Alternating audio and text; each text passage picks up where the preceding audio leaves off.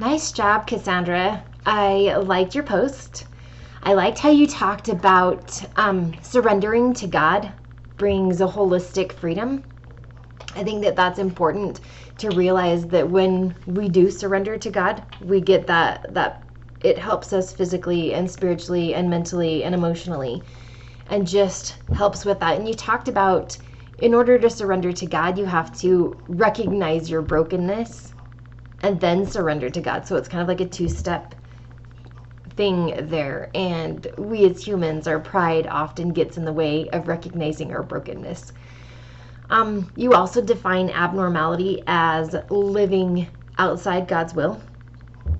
And I agree with that. I really like that. So something I wanted to mention that was not included in your post is Kring and Johnson in 2021.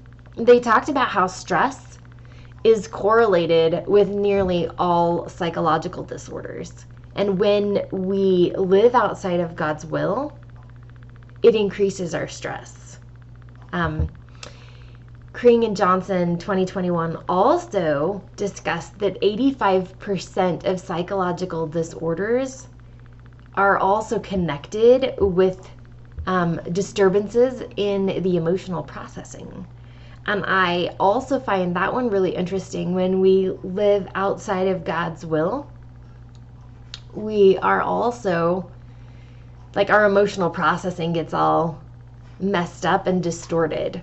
So just to kind of illustrate this, I wanted to look at Adam and Eve and the fall. When the fall happened, Adam and Eve went and hid. That was definitely increase in their stress, but also an increase or a disturbance in their emotional processing, that they kind of were like, whoa, what went on? And I think that that's what happens to us as well. So I think it's important to realize that spirituality can really help us anchor and help us overcome those psychopathological disturbances that we get in life because of sin and because of living outside of God's will. Nice job. Thanks.